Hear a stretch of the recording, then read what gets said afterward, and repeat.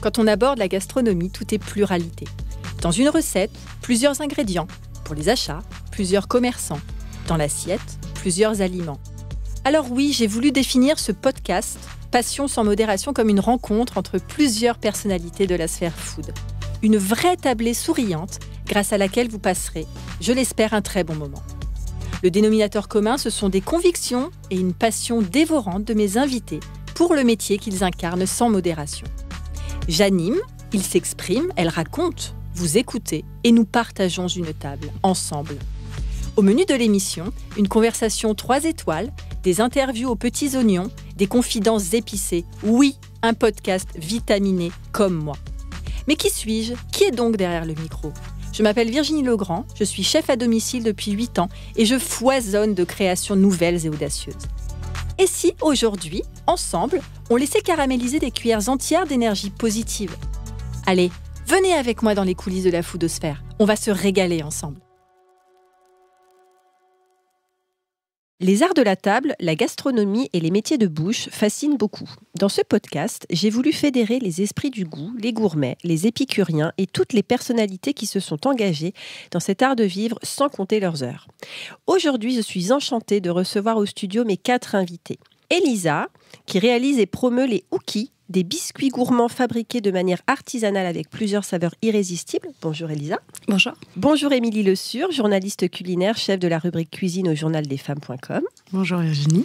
Laurence Roch, fondatrice du Café Noli, une boutique qui vous emmène en voyage au travers des cafés de spécialité et d'une belle histoire familiale et amicale. Bonjour Laurence. Bonjour Virginie. Jean-Yves Bardin, photographe, auteur spécialisé dans les photos de vignerons. Il vient de publier aux éditions Fervel, Vignerons de Loire, 170 portraits de vignerons en liberté. Bonjour Jean-Yves. Bonjour Virginie. Alors, on commence avec Elisa. Elisa, tu viens de nous faire goûter tes fameux Hookies. Est-ce que tu peux nous expliquer d'où vient ce nom ? Alors, les Hookies, en fait, donc c'est une histoire donc familiale déjà. Et donc les Hookies, c'est vraiment une pâtisserie de base de cookies. Mais en fait, on ne pouvait pas les appeler les cookies parce que ça ne ressemble pas du tout à un cookie. Je ne sais pas si vous avez goûté, vous vous rendez compte que ce n'est pas du tout un cookie basique, on peut dire, parce qu'il y en a des gros morceaux de chocolat, des cacahuètes entières, et surtout, ça ressemble un peu à un palais breton. Alors, Hookies avec 3 O, parce que du coup, on se dit, bah, c'est un cookie avec plus de O. Le O d'émerveillement gustatif. Exactement. Et du coup, en fait, on a mis du temps à trouver ce nom. À la base, c'était Cookie Délice, pour tout vous dire. Mm-hmm. Et en fait, après, quand on a trouvé ce nom-là, on est tombé amoureux, et d'autant plus que le logo, en fait, c'est le cousin de ma mère qui l'a fait. Et on a dit, bah, c'est ça, et on garde ça. Et depuis qu'on a trouvé ce nom-là, en fait, c'est devenu encore plus une histoire qui marche, en fait, tout simplement. Très bien, mais c'est ça aussi, les marques et puis le branding. Quelle est la recette de base, en fait ? Alors, la recette de base, c'est vraiment la pâte à cookies basique, sauf que vraiment, on réduit le sucre au maximum. C'est vraiment notre principe de dire, on fait un gâteau gourmand, mais avec le moins de sucre possible. Et après, on rajoute nos garnitures. Et du coup, avec des gros morceaux de chocolat, des cacahuètes, des noisettes toujours entières. Et toujours essayer d'être original parce qu'on a le citron chocolat blanc de noix de macadamia qui est délicieux. Voilà, que tu adores Virginie, qui est original, et on ne trouve pas forcément ce genre de recette dans les cookies. Et tu es en permanence dans la recherche de créations nouvelles ? Tout à fait. Pour varier, pour surprendre aussi la clientèle ? Exactement. En fait, donc c'est surtout ma mère, la pâtissière, et en fait, elle adore créer. Alors là, on a un peu moins de temps de créer parce qu'on est pas mal occupé, mais voilà, elle essaye de faire des choses originales, notamment, par exemple, prochaine recette sera du thym libanais. Donc faire des choses un petit peu originales. Citron thym ou que thym ? Thym avec du chocolat. Ah, bien. On l'a goûté, on est encore dessus, mais voilà, ça peut être pas mal. Ah, top, très bien. Alors, on parle de sucre. Moi, je fais la transition tout de suite avec Laurence. Laurence, tu as fondé donc Café Noli. Café Noli, mais café sans sucre. Alors, café sans sucre. Est-ce que tu peux nous expliquer déjà pourquoi Café Noli et puis après ce que tu proposes aux gens de Saint-Germain-en-Laye ? Alors pourquoi Noli ? Ça s'est inscrit en fait comme une évidence. On cherchait un nom pour ce projet qu'on a depuis 3-4 ans quand même, qu'on avait stoppé avec le Covid. Et Justine, ma fille, parce que j'ai la chance d'avoir 2 merveilleux enfants et 2 petits-enfants, son Insta c'est Justine Noli. Et pourquoi Noli ? Parce que Noah et Lia, mes 2 petits-enfants qui nous inspirent vraiment toutes. Quel âge ont-ils ? 11 ans et 7 ans. Noah 11 ans et Lia 7 ans, donc Noli. Et en fait, on n'a jamais changé, on n'a pas cherché à trouver autre chose. Ça s'est inscrit, mais comme une évidence, et on a pu toucher à ça. Ah, top. Ouais. Alors, quel est l'ADN de cette marque ? L'ADN, déjà, c'est une histoire familiale. Une histoire de passion, parce qu'on est toujours dans la recherche passionnelle, que ce soit sur le vin, sur l'huile d'olive, parce que moi j'étais dans l'huile d'olive avant, et le café, le chocolat, enfin pour nous ce sont des produits qui sont en perpétuelle recherche, on découvre des choses sans arrêt, enfin c'est à l'infini quoi, de découvrir que ce soit l'organoleptie sur le vin comme sur le café, c'est magique. Et donc on a parlé de ce projet puisque Justine s'est mariée avec un Panaméen. Et on a développé notre propre marque en Colombie. On a réservé des parcelles. Au Panama, ils font du café ? Il y a du super café au Panama. Il y a le café Geisha qui est un café mais somptueux. On a commencé par la Colombie car on avait un interlocuteur sur place, un ami qui était parti rejoindre sa femme en Colombie. On a réservé des parcelles dans ces fincas pour créer en fait le café Noli. Donc c'est un café qui nous est réservé toute l'année et l'objectif final, c'était de faire la même chose au Panama, puisque là-bas, pour le coup, on a de la famille sur place, donc on va effectivement acheter des parcelles dans des fincas au Panama. Et c'est un café qui est encore très peu connu en France. On connaît la Colombie, on connaît l'Honduras, on connaît le Brésil, l'Éthiopie. Et le Panama, personne ne connaît. Preuve en est. Voilà. Donc, là, tu me surprends. Le but, c'est de développer notre propre marque aussi au Panama. Et donc, grosso modo, tu proposes combien de cafés là au Café Noli ? Comment ça se passe ? Si on rentre, on franchit la porte, moi je ne suis pas encore allée. C'est une honte alors que j'habite à 15 minutes. Tout à fait. Pour l'instant, donc nous, on aura 2 marques en nom propre, donc sur le Panama et sur la Colombie. Et comme on ne pouvait pas proposer 2 provenances dans un café, parce que c'est quand même assez limité. On a pris des partenaires comme Esperanza, comme Krogan. Donc Esperanza a quand même plusieurs destinations. Il fait de l'Honduras, du Nicaragua, etc. On les a choisis déjà parce qu'ils ont la même éthique que nous. Il faut savoir que nous, nos cafés, comme les leurs, sont récoltés à la main, sont triés à la main grain par grain, sont lavés à l'eau de source, sont séchés au soleil. Et tout ça, voilà, ça donne un café de spécialité qui est complètement différent d'un café récolté mécaniquement où il n'y a pas toute cette logistique derrière. Et Esperanza le fait très bien, exactement la même éthique, tout est bio. Donc commerce équitable ? Oui, ils sont fair trade, ils ont des appellations différentes, mais ils font travailler des petites fermes.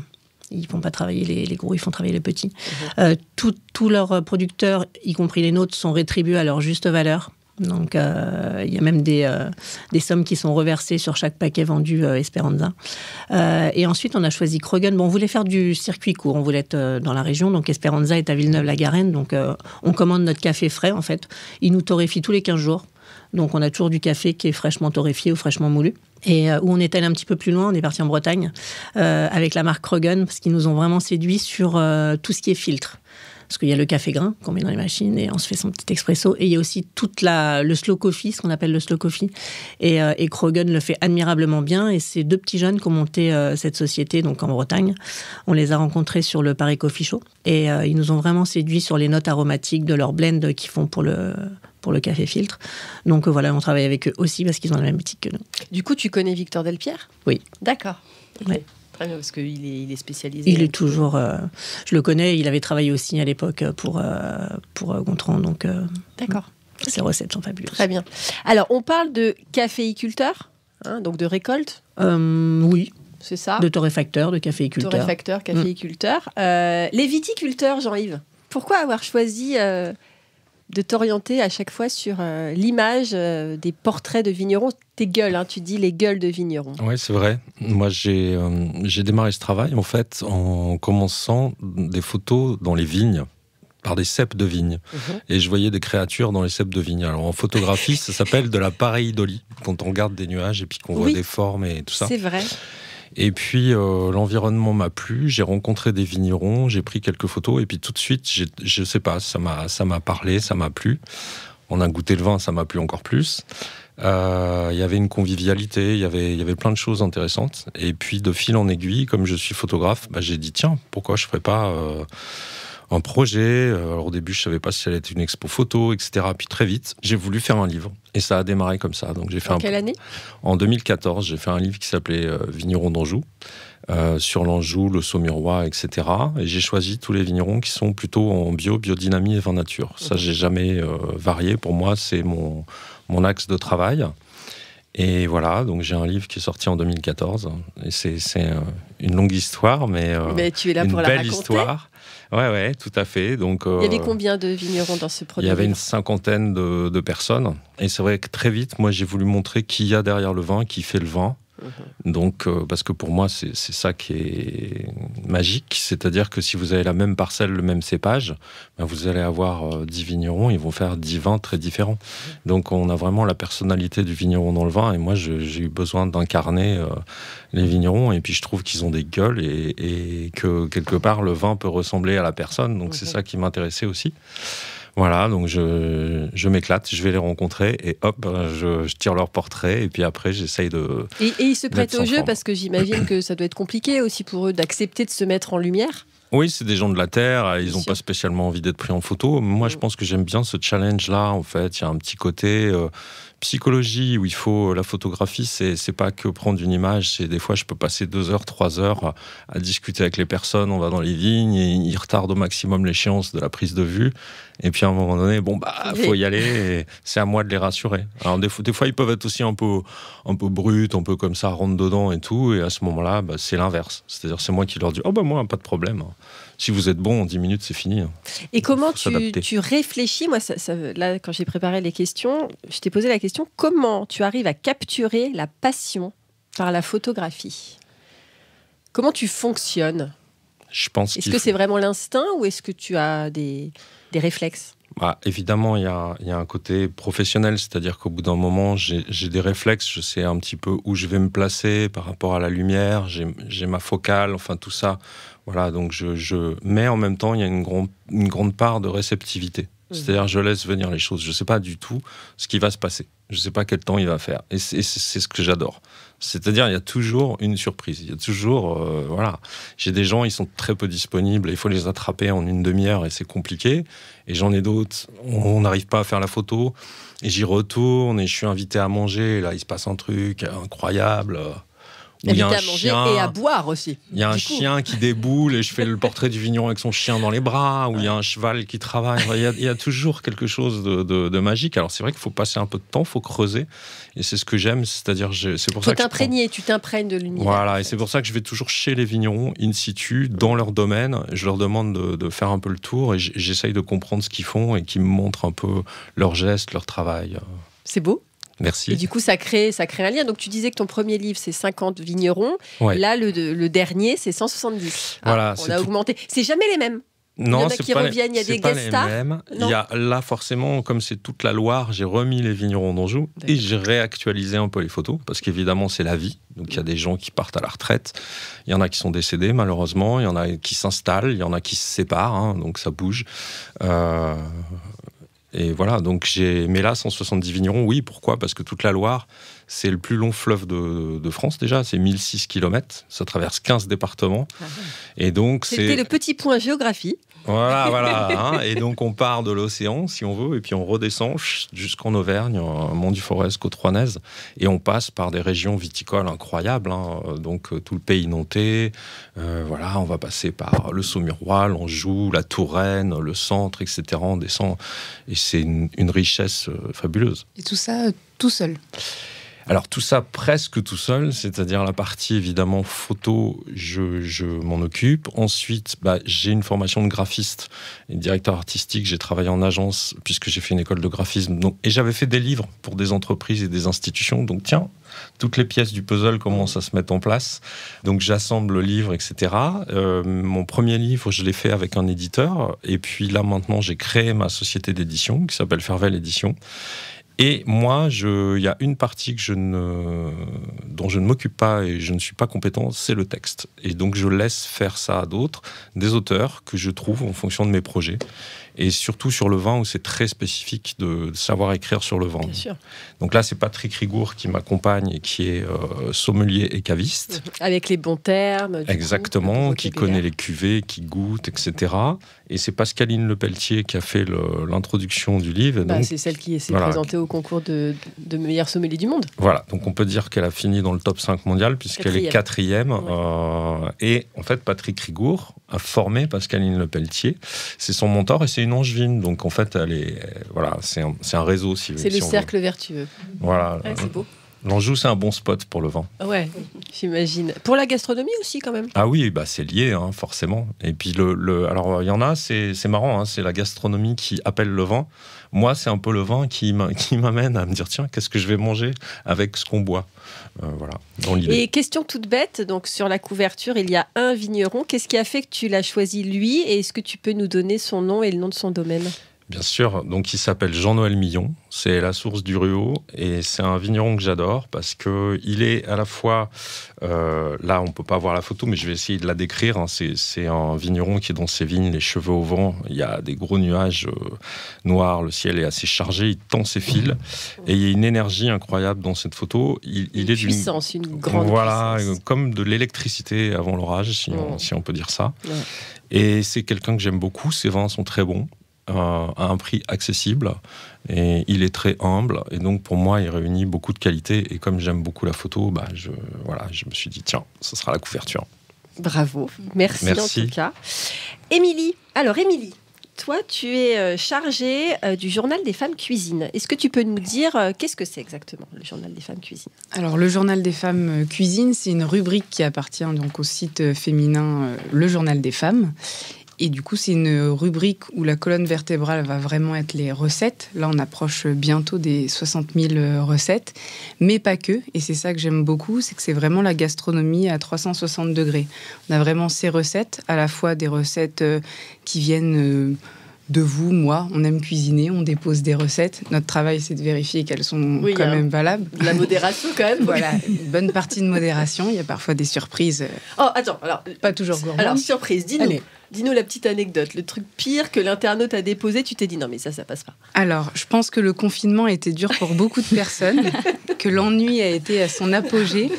Et j'ai un monsieur par 2 fois qui a mis une recette, alors je sais plus l'intitulé, mais c'était une cuvette de toilette qui débordait. Donc c'est vrai que ça c'était de base la première mission que je faisais le matin, la modération de recettes. Donc c'était très particulier et la pépite la plus récurrente c'est mettre en photo les enfants ou les petits enfants. Vous savez, au moment de l'upload, il suffit que télécharger, on se trompe entre le cookie ou le gâteau à mettre en photo et celle des enfants. Donc la recette est parfois semble bien. Que les enfants. Donc c'est les enfants, ça va. Donc ça c'est les plus récurrents.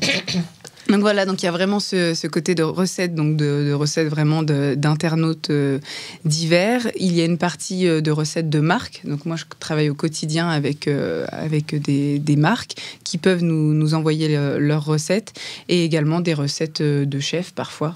Qui partagent avec nous. Donc ça, c'est vraiment une partie de la rubrique. Et ensuite, il y a une autre partie qui est plus autour de l'actualité, où là, on va parler des émissions, des événements culinaires. On va parler de l'actualité en général. On va partager aussi nos coups de cœur, faire des focus sur des produits. Donc c'est assez passionnant parce que c'est vraiment un peu touche à tout et toujours centré sur la gastronomie. Ça fait combien de temps que tu y travailles? Alors, le Journal des femmes, ça va faire 6 ans. Ça va faire 10 ans que je suis journaliste culinaire et 6 ans au Journal des femmes. Et du coup, avant, pendant les 4 ans, tu étais où? Alors, j'ai démarré, en fait, moi, je suis normande et j'ai démarré au Paris-Normandie où je m'occupais des pages cuisine. Alors là, c'était sympa parce que c'était vraiment aller sur le terrain à la rencontre des chefs et des producteurs. Donc, terroir par excellence. Voilà, le terroir. En plus, normand, il y a pas mal de choses. Il y avait beaucoup de choses. J'étais en Haute-Normandie, mais je suis descendue jusqu'en Basse-Normandie pour certains reportages. Donc, très passionnant, voilà, le terrain pour après arriver petit à petit 100% sur le web. Mais voilà, pour l'instant, la passion est toujours au rendez-vous. Et ils n'ont jamais pensé à sortir un magazine? Alors, on a essayé. Alors, pour la partie cuisine focus, Un focus dessus, non. Parce que on a essayé du coup à l'échelle du Journal des femmes, mais on appartient donc au groupe CCM Benchmark est avec le Figaro. Donc qui dit Figaro dit Madame Figaro. Et donc dans la conjoncture actuelle, voilà, c'est toujours la même chose, la publicité. Donc très compliqué. On a fait, je crois, 4 numéros.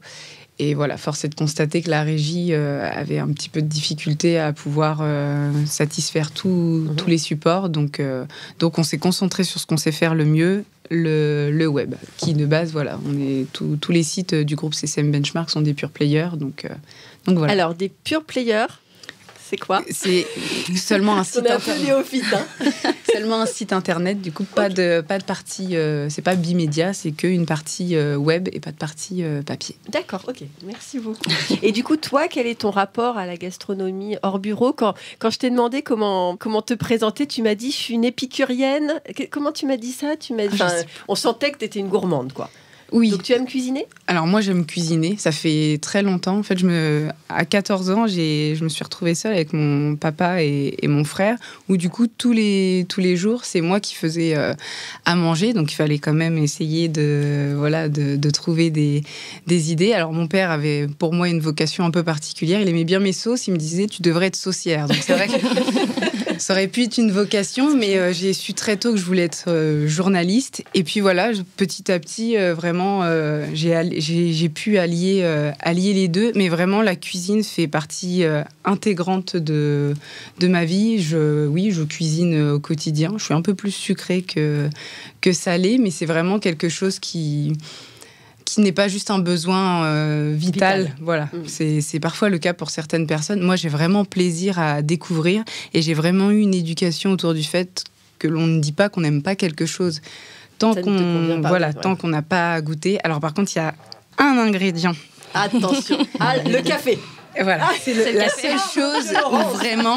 Alors après, je suis ouverte. Voilà. Non, mais je suis vraiment ouverte à l'idée de me dire que voilà, si on me raconte une histoire, si on me raconte vraiment comment c'est fait et qu'on me dit peut-être que pour moi, il faut jamais dire qu'on n'aime pas quelque chose tant qu'on n'y a pas goûté. C'est vrai. Et du coup, en termes journalistiques, donc tu as fait une école de journalisme. Est-ce qu'après il y a des spécificités journalisme culinaire ou c'est toi qui est curieuse, qui cherche, qui travaille de ton côté? Il n'y a pas une spécificité dans le métier de journalisme? Non, je me suis spécialisée en journalisme féminin rapidement. Ça, c'est une spécialité? En tout cas, j'ai fait un master presse féminine, mais parce qu'il y a eu une période où j'hésitais encore un petit peu. Après, non, je me suis pas spécialisée. C'est vraiment au final ma vie personnelle et toute ma curiosité qui a nourri petit à petit cette branche. Après, j'aurais vraiment voulu faire un CAP, commencer par un CAP pâtisserie, mais en gros, j'ai eu cette hésitation pas longtemps avant ou après le Covid, je ne sais plus. Mais en tout cas, ils ont changé leur modalité et maintenant, il faut faire minimum, je crois, 2 mois de stage consécutif, ce qui est impossible. Voilà. Donc du coup, j'ai abandonné pour l'instant le projet, mais voilà. Je suis encore jeune. Mais on est peut-être jeune là, non? Oui, évidemment. Tout à fait. Merci beaucoup, Émilie. Alors, Elisa, tu disais que tu travaillais avec maman, donc Valérie. C'est ça? Valérie, oui, c'est ça. C'est pas trop dur de travailler en famille? Comment ça se passe, la répartition des tâches? Ouais, c'est vrai que on est mère et fille, alors on s'entend très très bien. Donc déjà, ça, c'est bien, parce que c'est pour ça que ça fonctionne aussi. Sinon, vous n'auriez jamais pris la décision de lancer quelque chose à deux. Pas du tout. Non, on s'entend très bien. Après, c'est vrai qu'on a 2 forts caractères, donc ça peut effectivement parfois péter, si je puis dire. On est une famille. Et vous balancez des noisettes à la figure, c'est ça? Des cookies. Non, mais et ce qui est bien en fait, c'est qu'on est complémentaires. C'est qu'on a chacun notre domaine, donc notre domaine. Donc on a ma mère, c'est pâtisserie, donc elle est vraiment dans son laboratoire, etc. Et moi, j'ai tout ce qui est développement, commerce, vente, etc. Et après, on s'aide mutuellement. Quand on a besoin, mais c'est vrai que voilà, on a nos parties et c'est vrai que des fois, voilà, on fait pas de choses, voilà, on dépasse pas nos limites entre guillemets. C'est pour ça que ça marche bien. Et c'est vrai au tout début, quand on allait voir les clients, c'est vrai que c'était compliqué de pas me comporter en tant que fille et elle en tant que maman en fait. Ouais. Et c'est vrai que des fois on a eu des petits. En fait, il faut juste dire vous êtes des associés. Oui, donc c'est pas ça. de hiérarchie. pas de hiérarchie, mais même c'était juste, vous pourriez dire une bêtise, moi je levais les yeux au ciel, et c'était parce que voilà, on s'entend très bien et on est comme ça, on fait pas attention, et c'est vrai que du coup voilà, maintenant on le fait plus. Mais après, on s'entend très bien, et je pense que les gens aiment bien aussi ce côté naturel et authentique. Ouais, et du coup, tu aimerais recruter quelqu'un d'autre, enfin faire venir quelqu'un dans ce microcosme. C'est compliqué. Très compliqué. C'est ce qu'on est en train de penser. Voilà, ma mère aussi, elle est plus âgée, hein, donc forcément, voilà, elle veut pas non plus. Elle veut créer, mais elle veut pas faire le travail à la chaîne qu'on est en train de faire actuellement. Et c'est vrai que c'est très compliqué parce que c'est notre bébé, quoi. Donc, on a du mal à déléguer, à introduire quelqu'un dans notre aventure. C'est super compliqué. Mais on y pense de plus en plus. Donc, et l'aventure a commencé quand, alors, du coup ? Alors, ça a commencé en septembre. Alors, vraiment septembre 2021, où on était toutes les deux à fond. Après, ça a commencé... elle a été créée, entre guillemets, pendant le confinement. Du coup, Émilie, on a beaucoup pâtissé pendant le confinement. Et en fait, moi, à la base, ma mère, elle est infirmière. Hein, donc, ça fait 20 ans qu'elle a arrêté de travailler depuis ma sœur. Donc, mère au foyer. Nous deux, on a toujours eu des gâteaux maison, etc. Et moi, j'étais dans l'événementiel. Enfin, j'ai fait tourisme, hôtellerie et événementiel. Et pendant le Covid, en fait, tout s'est arrêté parce que j'étais pas assez implantée dans ma société d'événementiel. Et pendant le confinement, on a pâtissé. C'est une recette de famille qu'on a améliorée, etc. Et en fait, à la fin du confinement, on l'a fait goûter à nos amis, à nos voisins. Et en fait, ils ont dit, c'est super bon, lancez-vous. Vous avez toujours voulu vous lancer dans la restauration ou dans la pâtisserie. Et on a dit, allons-y. Et en fait, on a commencé sur Saint-Germain-en-Laye, parce qu'on est de Saint-Germain-en-Laye, sur Uber Eats. Et en fait, ma mère l'a commencé toute seule, parce que moi, j'ai dû reprendre un poste. Et après, en fait, ça a marché, ça a commencé à nous faire connaître. Et de ce moment-là, septembre 2021, j'ai arrêté pour se lancer à fond. Si tu pouvais rencontrer le petit génie, tu dirais quoi pour évoluer, pour vous développer ? De quoi tu aurais besoin aujourd'hui ? J'aurais besoin de gens de confiance.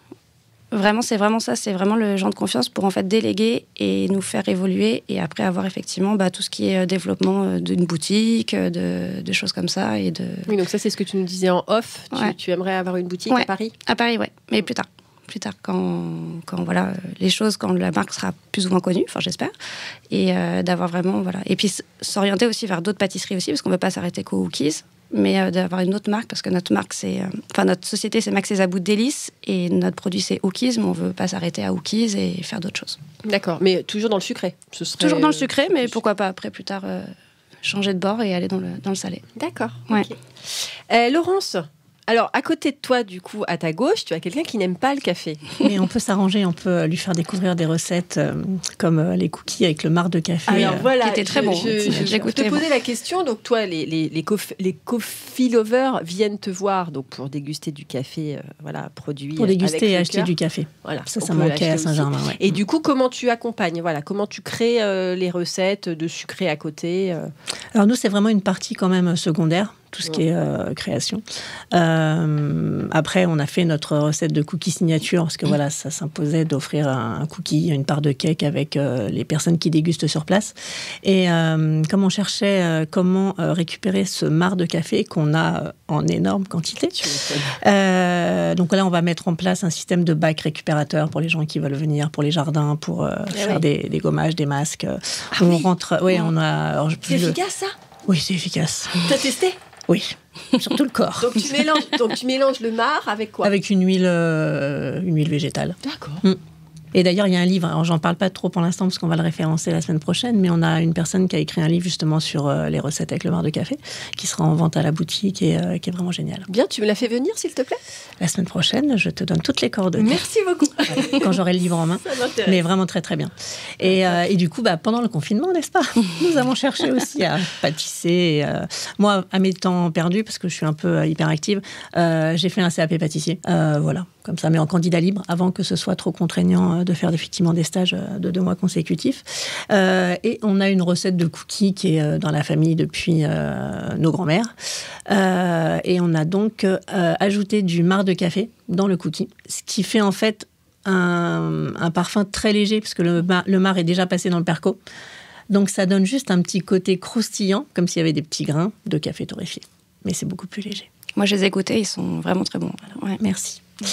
Donc voilà comment on récupère le marc de café et après on propose des cakes avec différents ingrédients mais dont le carré de café. Créé par Vincent Ferniaud, parce qu'on a eu l'occasion... Et François Pralus, parce que et chaque fois, il faut dire les deux noms. C'est vrai. Oui, parce que moi, je croise Vincent. Voilà.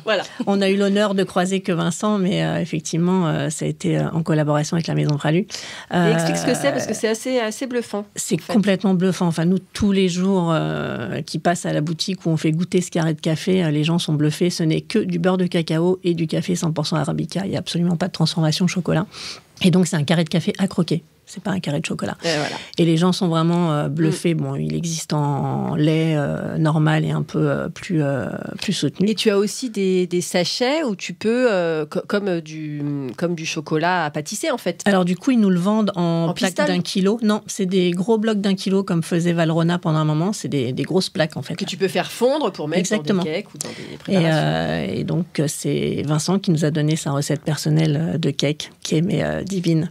On n'a jamais trouvé meilleur. Donc voilà, on le remercie humblement. Et ça fait partie des best. C'est bien, parce qu'en fait, ça a du sens. En fait, oui, c'est quelque chose de cohérent. Et je pense que quand on crée une marque, quand on crée un projet, c'est vrai que c'est important que tout soit en lien. Exactement. Plutôt que de faire des petits bouts comme ça on veut pour faire venir du monde. On ne veut pas s'égarer. Nous, on est à la base, au rez-de-chaussée, c'est un magasin de café. On vend du café. On vend effectivement quelques petites gourmandises comme le carré de café, les pralines de la Maison Pralus. On est obligé, ça fait un peu de rose dans la boutique, ça change un peu du marron. Mais on ne s'évade pas, on reste focus sur le café. Elle est où exactement, cette boutique à Saint-Germain ? À Saint-Germain-en-Laye, pas très loin de chez... Mais la rue, on veut la rue, Laurence. La rue, c'en est deux. On est à l'angle de la rue des Louviers et de la rue de Poissy.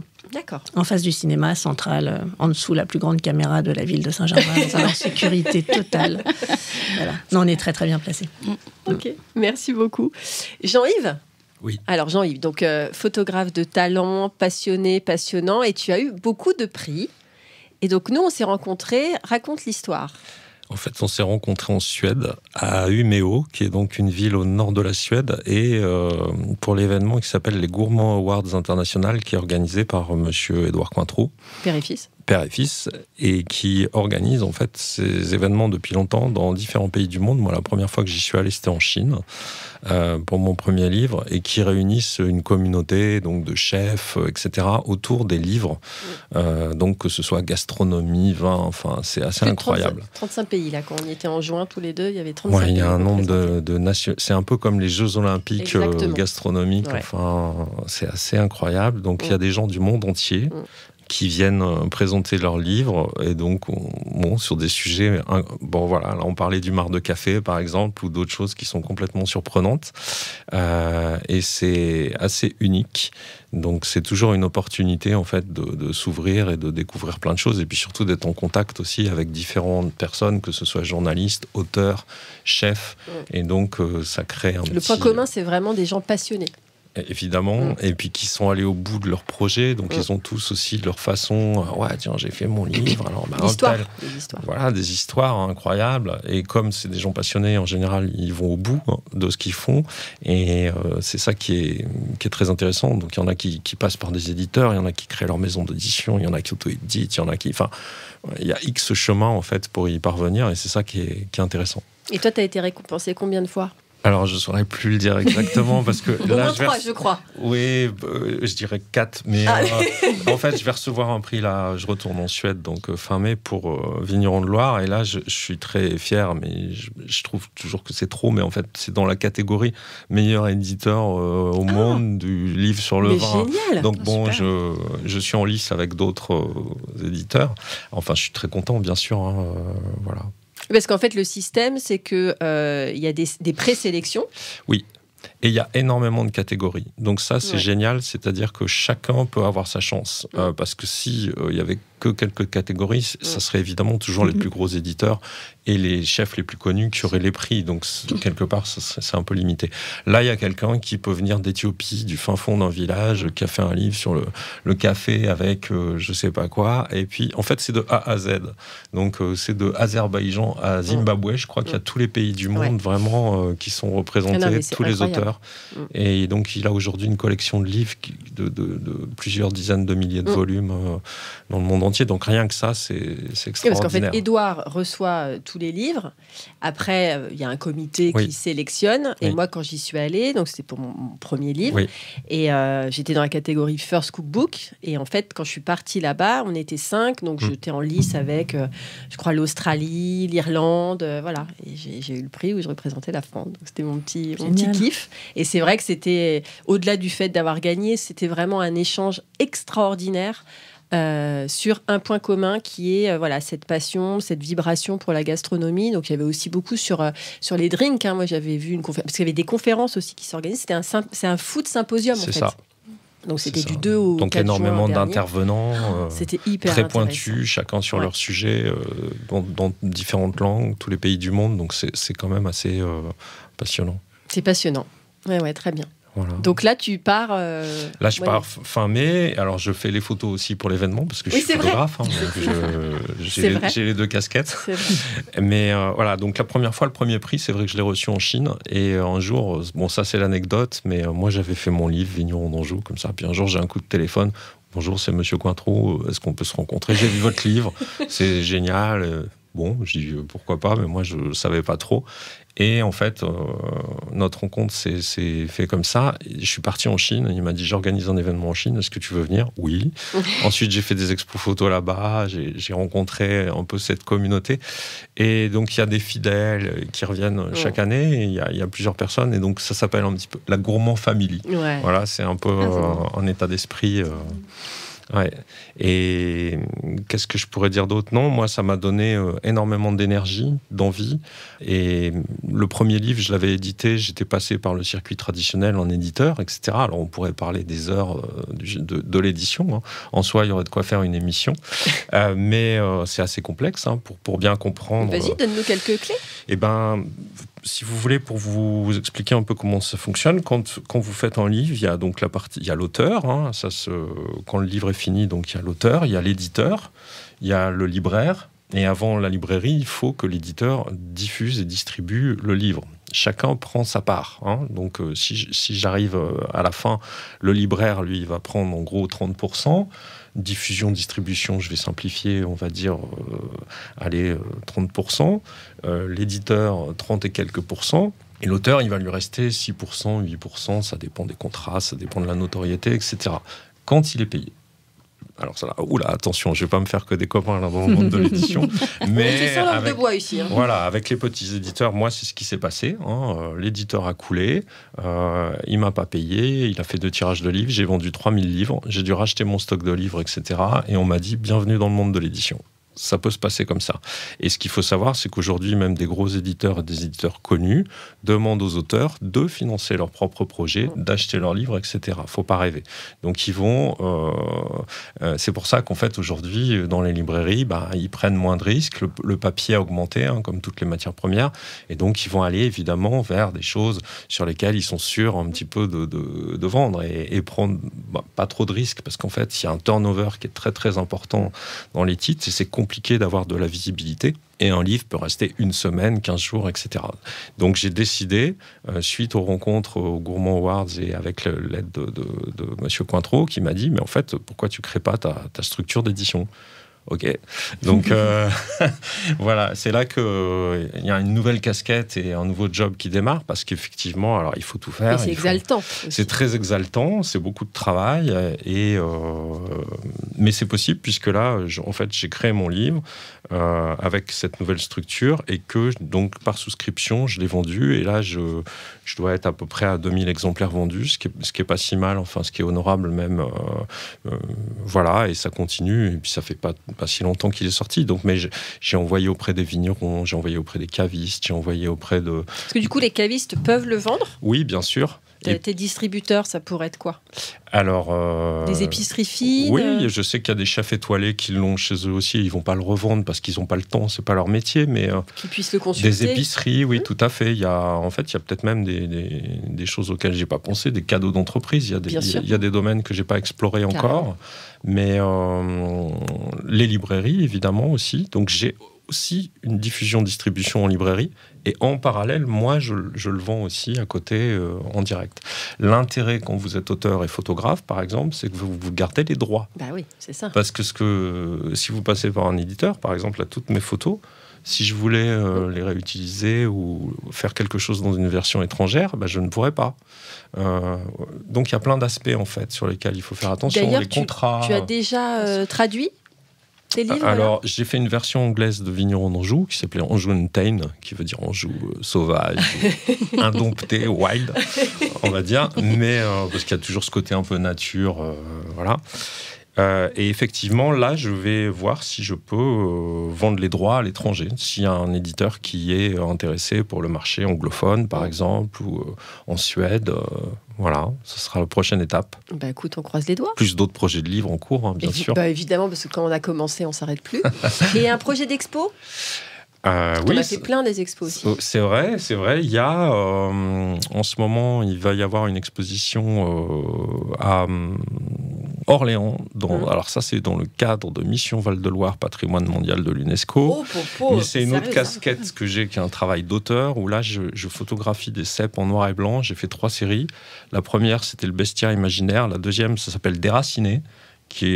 C'est des cèpes arrachés en fin de vie. Moi, je trouve que ça nous renvoie aussi à notre propre condition. Ouais. C'est un peu plus sombre. Et là, je ne sais pas pourquoi. Je vais encore dans quelque chose de... Je suis sur la pourriture des raisins. Ça s'appelle botrytis. C'est la pourriture noble, mais en noir et blanc. Et donc, je suis sur les moisissures, etc. Donc, on continue à creuser en noir et blanc. C'est mon côté obscur. Voilà. Il y a 2 facettes. Voilà, c'est le côté sombre. Et ce sera quand ça? Ça va être... J'ai pas encore les dates, mais je les communiquerai sur mon site The Wine Archivist. Oui. Voilà, et sur mon Instagram que je n'utilise pas. C'est dommage, ça. J'ai été voir. Il faut que tu mettes des photos. J'ai @The Wine Archivist. J'ai des followers et tout, avec 0 contenu pour le moment. Donc, quand je serai prêt, je vous ferai signe et je mettrai... Parce que moi, honnêtement, l'expo, je viendrai bien. Bon, je vous donnerai toutes les infos. Ce sera l'occasion, je viendrai. Voilà. Et ça sera en ligne aussi, vous verrez ça sur Internet. Ok, merci. Moi, je trouve que ça pourrait être un très bel outil aussi pour, avec les offices de tourisme qui organisent des gros parcours. Là, on est sur 1000 km et je trouve que ça peut être un beau support, Alors, package. Tout à fait. J'ai contacté, c'est très bien que tu me poses cette question, les offices de tourisme, en fait. Par exemple, à Angers, je les remercie. Je suis allé les voir, ils ont trouvé que c'était une bonne idée de l'avoir dans la boutique, etc. Ils font du dépôt-vente. Donc, ils vont vous prendre 5 exemplaires. Donc, si vous devez faire toute la Loire avec vos livres sous le bras et laisser les livres en dépôt, c'est un petit peu compliqué. Donc, tout ça, c'est la difficulté de parce que tu fais ça la tout seul diffusion et aussi. la distribution. Tu fais ça tout seul. Voilà. Ouais. T'as pas d'équipe, encore t'as pas d'agent qui pourrait se charger de toi. Peut-être qu'il y en a un qui nous écoute. Non, mais je rejoins Émilie, parce que nous, on le fait en Bourgogne, bon, pas encore en Loire. On fait des balades gourmandes, en fait, ça dure une journée, où on fait des balades de 10-15 km dans les vignes, et on voit plusieurs viticulteurs. Il y a des stops avec le petit déjeuner, le goûter, le déjeuner.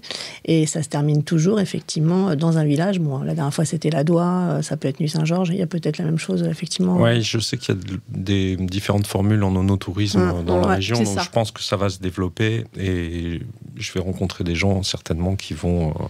où le livre pourra être un support. Après, c'est compliqué, parce qu'il n'y a pas tous les vignerons dans le livre. Donc, évidemment, pourquoi il n'y a pas un tel C'est ça a suscité un petit peu de jalousie ou parce que c'est compliqué? Il ne peut pas y en avoir puisque je suis l'auteur, donc c'est moi qui décide. Ce que j'explique, c'est que c'est forcément subjectif, c'est une sélection. Je ne suis pas tout seul. Je suis pas tout seul à la faire. Il y a aussi Patrick Rigour qui m'a aidé, accompagné, qui lui connaît très très bien. Donc on est allé voir quand même des gens qui font des très bons vins, tous dans leur domaine. Il y a des tailles différentes d'exploitation. Vous avez le vigneron qui est tout seul avec son cheval, qui a 3 hectares et qui est, vous avez des gros domaines avec des salariés, avec des réalités économiques différentes. C'est assez complexe. Et puis on rentre très vite dans des... là encore, il me faudrait 1 heure pour parler de tout ça. Mais il y a le vin, qu'est-ce que c'est que le vin nature? Alors déjà, rien que ça, il y a de quoi faire 4 émissions. La biodynamie, Déméter, le bio, qu'est-ce qu'on met dans le bio, etc. Voilà. Donc moi, vraiment, j'essaye de me concentrer là-dessus et je suis sur toute la France et maintenant en Europe et peut-être au-delà. Et j'aurais pas assez d'une vie pour aller photographier tous les vignerons qui travaillent comme ça. Donc, c'est génial, en tout cas, bravo pour cet engagement. Émilie, du coup, quelle est la place du Journal des femmes dans l'audience Internet ? Parce qu'il y a beaucoup...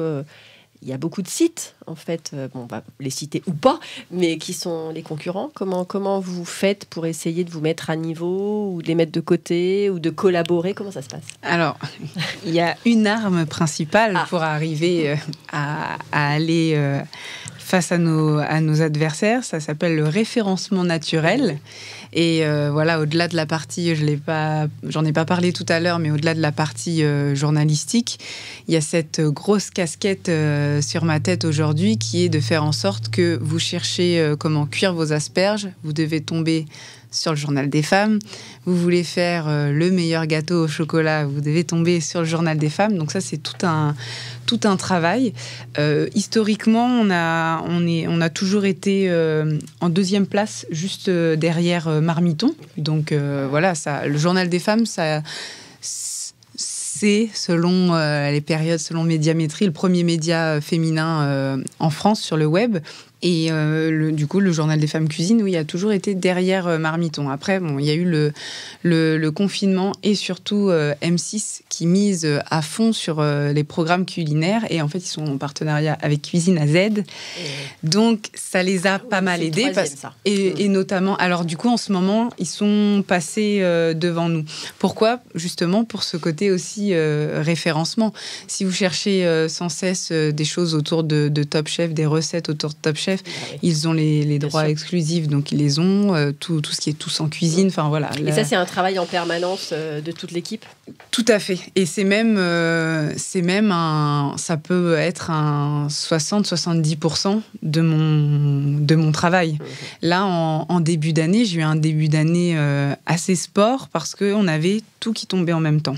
L'épiphanie, la Chandeleur, Mardi Gras, la Saint-Valentin et le Ramadan qui a commencé très très tôt.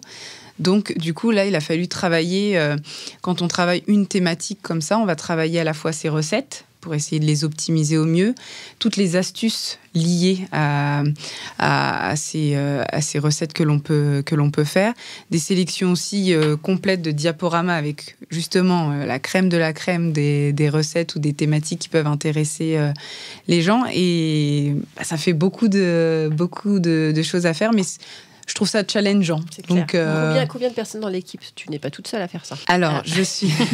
Tu es un demi. J'ai réussi à créer un poste. En fait, il y a une personne aujourd'hui qui s'occupe totalement de la partie recette, à me détacher de cette partie-là. Donc, c'est une personne qui a clairement la tête dans des tableaux Excel avec des milliers de recettes, où elle est vraiment chargée de les optimiser au mieux, de développer notre base sur les choses que l'on n'aurait pas et qui sont très recherchées par les internautes. Donc là, du coup, recette est un petit peu décalée. Et ensuite, moi, sur la partie éditoriale, je suis toute seule avec une étudiante en formation. Et après, j'ai une dizaine de freelances qui travaillent avec moi de façon...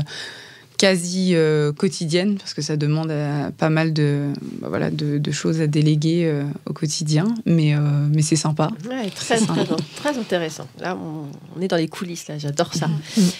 Laurence, alors, que dirais-tu aux gens qui adorent le café pour dire c'est the place to be, le café Noli ?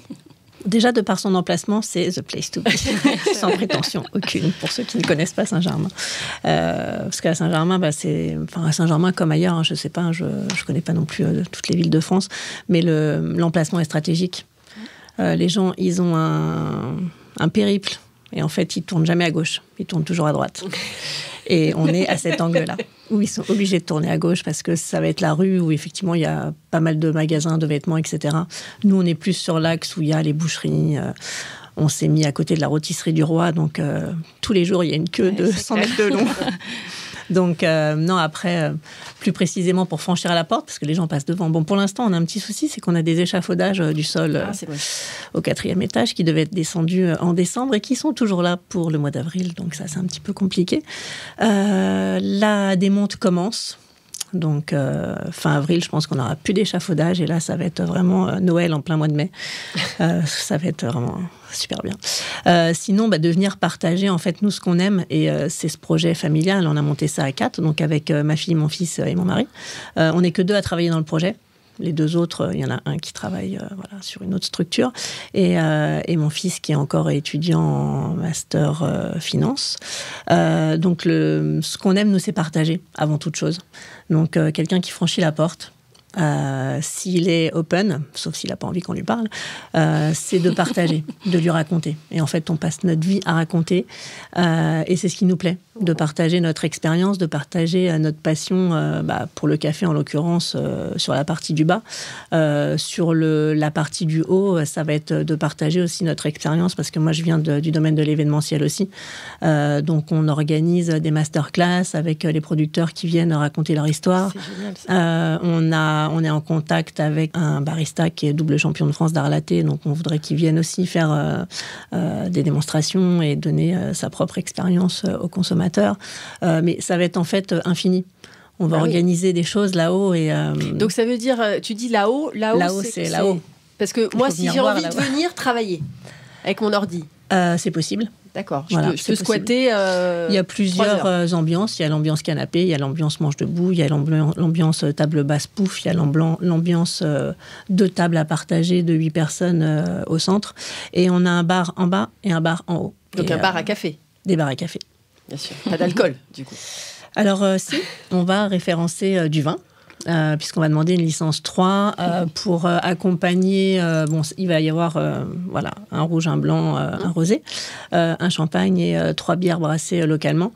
On a pas mal de demandes d'événements, donc on n'est pas ouvert le soir, sauf sur privatisation. Et puis nous, on adore manger et on adore aussi déguster des bons vins avec ce qu'on mange. Donc on s'est dit, c'était quand même un petit plus, ce sera du vin au verre, bien entendu.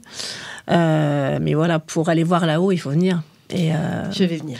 Et les coffee lovers sont obligés de venir découvrir. Donc, on ne communique pas du tout pour l'instant, parce qu'avec l'échafaudage, c'est un peu compliqué. Oui, parce que j'ai regardé le site, il n'y avait pas grand-chose. Et la page Insta, un petit peu, mais ça va pas commencer. tant que ça. On attendait, on n'est pas en mesure aujourd'hui de faire une photo de l'aventure avec le store et l'enseigne. Donc, pour l'instant, c'est un peu du virtuel. Mais quand ça va démarrer... ça va envoyer du lourd. Exactement. Super, très bien. Alors, j'ai des petites questions pour vous. La première, donc chacun répond.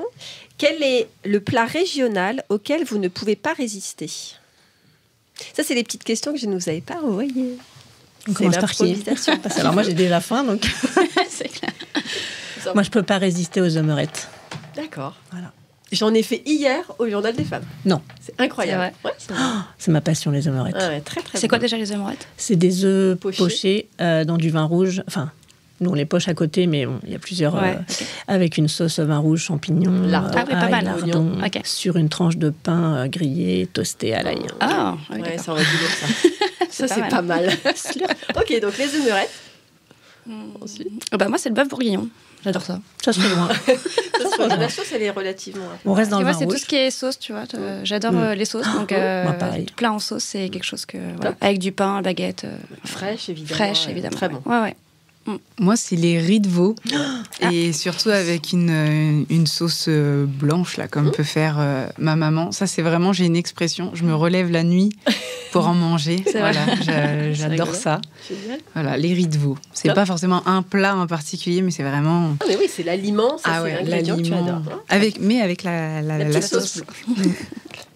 Moi, tout ça, ça me donne faim, mais j'arrive pas. Mon cerveau, il est pas programmé pour ça. Donc moi, je vais vous répondre un verre de vin, en fait. Alors, qui peut être un plat. Je peux me nourrir d'un verre de vin. Les vignerons, c'est blanc et rouge, là, du coup. Oui, tout à fait. Il y a du rosé aussi. Alors, il peut y en avoir. En majorité, c'est pas ce qui est le plus développé, mais il y a des rosés de gastronomie. Ouais, tout à fait. D'accord. Ouais. Et la région, elle est plus blanc ou rouge ?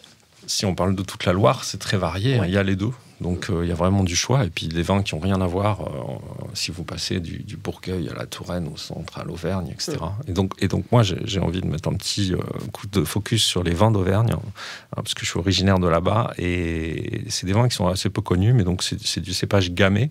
Mais la particularité, c'est que c'est sur une roche volcanique. Et donc ça amène un petit côté épicé, un petit coup de pêche. Parce que les volcans d'Auvergne. Voilà, et ça, il faut tester, c'est pas mal.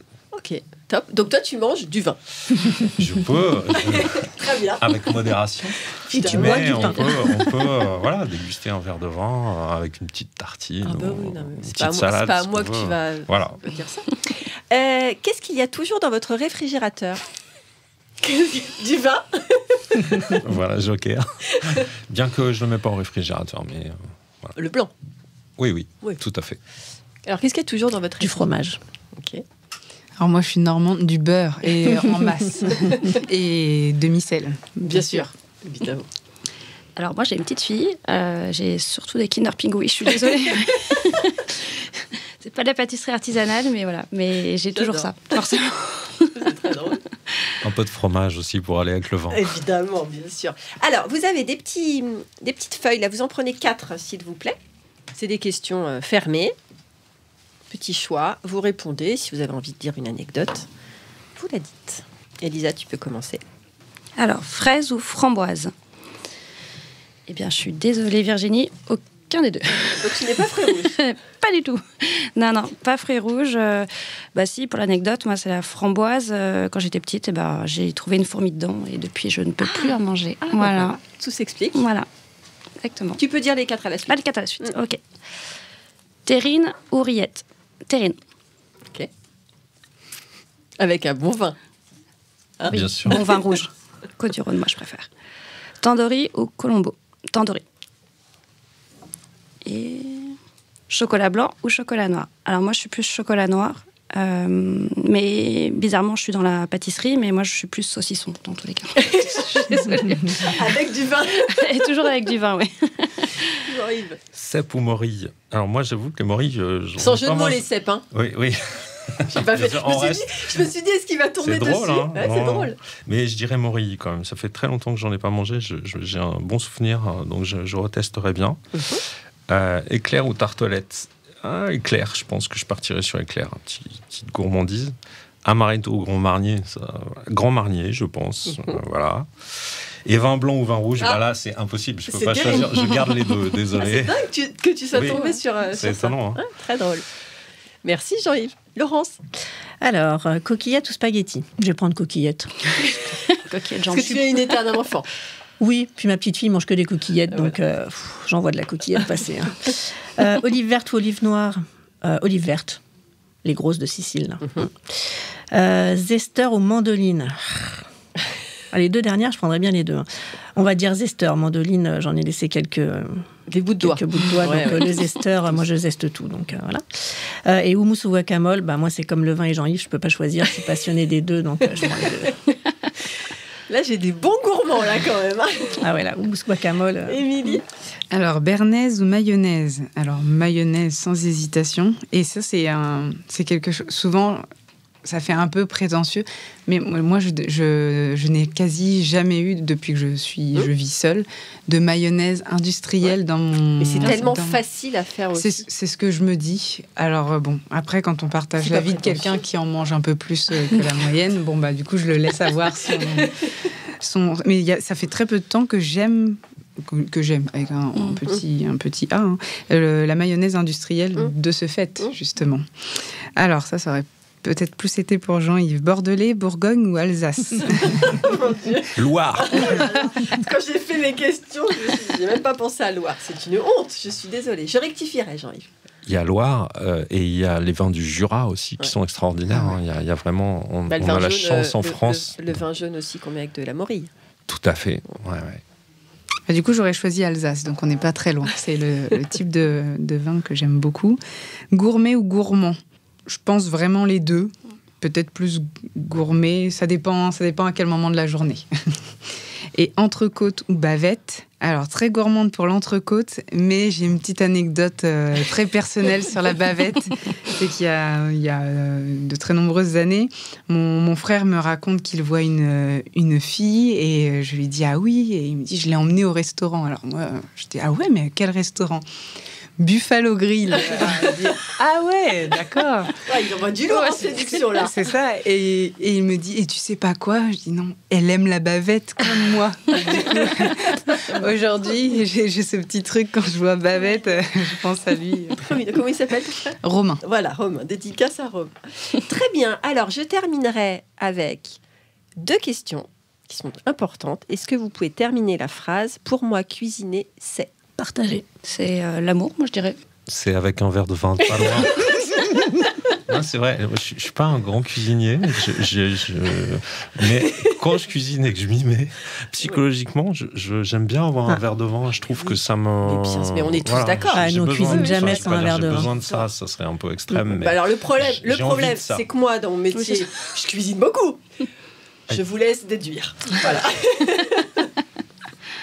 Et moi, je dirais tout simplement un plaisir. C'est ce qui me vient en première idée. Et la dernière question, quelle est votre définition de la passion? Endiablé. Parce que nous, c'est toujours à fond. Quelque chose qui ne cesse de faire vibrer son cœur. Voilà. Qui me maintient en vie. Ce qui est génial, comme ça je te laisse, parce que c'est pas évident. Cette question, vous êtes dans le 15e épisode, et je la pose toujours, et quasiment personne ne répond la même chose. Et je trouve ça très beau, parce que du coup c'est très subjectif, c'est très personnel, et en même temps, chaque réponse résonne pour tous les autres. Et moi, tu me mets un peu une colle, parce que c'est compliqué. Est-ce qu'on dirait de toi que tu es passionnée? Oui, je pense. Pourquoi? Ouais. Parce que je suis investie et voilà. Voilà. Être investie. Voilà. T'as trouvé. Voilà. Ouais, ok. Et je terminerai juste donc avec un passage. Pour conclure cette session de convivialité très gourmande, un passage de la littérature proustienne qui me rappelle à ma première vie de professeur de lettres. Mais quand d'un passé ancien rien ne subsiste, après la mort des êtres, après la destruction des choses, seule, plus frêle mais plus vivace, plus immatérielle, plus persistante, plus fidèle, l'odeur et la saveur restent encore longtemps comme des âmes, à se rappeler, à attendre, à espérer sur la ruine de tout le reste, à porter sans fléchir, sur leur gouttelette presque impalpable, l'édifice immense du souvenir. Et vous, quelle est votre Madeleine de Proust ? Toi, tu l'as un petit peu dit, peut-être Émilie, ça peut être autre chose. Mais quelle est, voilà, la cuisine, c'est quelque chose de multisensoriel. Il y a de la mémoire gustative, la mémoire olfactive. Qu'est-ce qui vous rappelle immédiatement quelque chose de votre enfance ou pas forcément, mais en tout cas, le produit quand vous croquez dedans, ou le vin quand vous boit dedans. On est sur un thème monomaniaque là. Ouais. Oui, c'est pour moi, là, je vais répondre de tac au tac, mais c'est vrai que je ne sais pas pourquoi, moi, en étant photographe, j'ai souvent des images qui me viennent, donc j'ai une mémoire, je dois être visuelle, il y a des gens kinesthésiques, etc. Donc si moi, le verre de vin, paf, c'est comme Ratatouille, là, j'ai des étoiles. T'es dans un décor, en fait. Il y a des trucs qui arrivent, des paysages, des portraits, des sensations, et surtout des moments de partage. Et en fait, je relirais ça, moi, je suis venu à la cuisine peut-être par le vin ou par les Gourmands Awards, j'ai pas trop cette culture-là, mais waouh, j'ai dit avec le vin quand même, j'ai bien senti que ça matchait bien et que c'était très bon. Et là, je suis allé dans le Beaujolais, enfin, ils sont fous furieux, mais assez incroyable. Donc j'ai un autre projet de livre sur je ferais bien un livre sur Beaujolais, Sud-Mâconnais et charcuterie. Et donc là, s'il faut des testeurs, on est là. Ouais. Ah oui. Bon, on va s'organiser. Et donc, effectivement, le verre de vin, moi, m'amène toutes ces images et me rappelle ces moments de partage, d'échange, de gourmandise. De convivialité. Pour moi, ça synthétise un peu tout. Il y a toutes les sensations qui viennent. Ce serait ça. Mais merci pour cette réponse. Moi, ce serait peut-être c'est un plat, mais c'est le couscous. D'accord, pourquoi ? Parce que c'est ma grand-mère qui est toujours là, mais qui cuisine plus maintenant. Et à chaque fois que je mange un couscous, ça me rappelle notre famille, le moment de partage aussi, de plaisir. Et voilà, toutes les saveurs. Voilà, ma grand-mère, c'est vraiment la maman qui va faire plaisir à sa famille, etc., convivial. Et voilà. Donc, le couscous, pour moi, ça me rappelle toujours mon enfance. Moi, j'en ai 2 peut-être. Alors effectivement, c'est un plat. La blanquette de veau de ma grand-mère, je ne retrouverai jamais la même. Mais les rares fois où je mange de la blanquette de veau, je fais quand même. Si mamie était là, elle nous referait sa blanquette de veau, mais exceptionnelle. Et c'est drôle parce que ça, c'est une de mes grand-mères, dont ma grand-mère paternelle. Et du côté de ma grand-mère maternelle, qui m'emmenait souvent en vacances en Bourgogne, puisqu'elle était originaire de Savigny-les-Beaunes, elle me faisait faire les caves. Mais j'étais toute petite. Mais tu buvais rien. Si, parce qu'en fait, c'était un peu la mode à l'époque des mignonnettes. Oui. Donc, à la sortie, il y avait toujours des mignonnettes. Et donc, ma grand-mère achetait ou prenait, je ne sais plus, toujours des mignonnettes. Volait, peut-être. Je ne pense pas, mais bon, pas savoir. Et le soir, dans la chambre d'hôtel, elle ouvrait ses petites mignonnettes et elle me faisait goûter la crème de cassis. Donc, de Bourgogne, bien entendu. Et j'ai toujours eu ce souvenir de la bonne crème de cassis. Donc c'est ta deuxième Madeleine, ça? Oui. Ah, voilà. bien. Donc, entre blanquette de veau et crème de cassis, écoute. Et si on mélange les deux? J'ai été bien bercée. Non, nous, on fait les joues de porc à la crème de cassis. Mais vin et crème de cassis? Ah bah oui. Ah ouais. Ah, pas mal, ça. Ouais. On a mis mamie dans les joues de porc, du coup. Émilie? Alors moi, c'est très difficile parce que je suis une grande nostalgique, donc je rallie vraiment plein de choses à plein de souvenirs. Après, il y aurait vraiment la poule au blanc, qui était vraiment ce repas du dimanche, toujours avec ma sauce un peu blanche, là. Voilà. Je vais citer deux petites choses, parce qu'il y en a une qui est décalée, c'est en Touraine, donc du coup, je me dis, ça fait un petit... Alors moi, je sais pas si vous voyez ce que c'est, les petits canards à la charcuterie. Ça fait un petit canard, c'est un peu comme de la galantine. De la galantine, ouais. Mais en forme de petit canard. Voilà, la charcuterie, moi, je viens de la campagne, du petit bourg à côté, là, faisait ça. Et ça, c'est un truc que même à 31 ans, ma mère, quand elle veut me faire plaisir et que je viens manger, elle m'achète mon petit canard. Voilà. Ça, c'est vraiment un truc d'enfance. Et en Touraine, c'est très décalé, mais j'adorais quand j'étais petite. Et du coup, aujourd'hui, j'en trouve moins, mais quand j'en ai, j'adore ça. C'est les oreilles de cochon. Oula. Ça craque sous la dent. Voilà, les oreilles, les pieds de cochon, c'est... Les pieds de cochon, j'adore. Ouais. J'adore. Voilà, en gelée, vraiment... voilà, c'est plus avec un bon vin. Alors moi, pas forcément. Ah ouais. Ouais, le vin, c'est pas encore quelque chose qui a un automatisme. Il va t'éduquer, Jean-Yves. Bon, super. Écoutez, notre échange prend fin. Donc, ce fut 1 heure d'échange sincère où l'on a abordé le partage, la passion, l'engagement, le vrai, l'émotion, la création et la convivialité par excellence. Merci à vous 4 de m'avoir confié vos convictions et vos valeurs. Merci Jean-Yves. Merci Virginie. Merci Lisa. Merci Virginie. Merci Laurent. Merci Virginie. Merci Émilie. Merci Virginie. Et à très vite pour de nouvelles aventures radiophoniques. Ça y est, notre rencontre prend fin. Merci à tous mes invités d'avoir accepté mon invitation et d'avoir joué le jeu de la sincérité et de l'authenticité. Merci à vous d'avoir suivi nos échanges. J'espère que ce podcast, Passion sans modération, a nourri votre curiosité et qu'il vous a donné faim.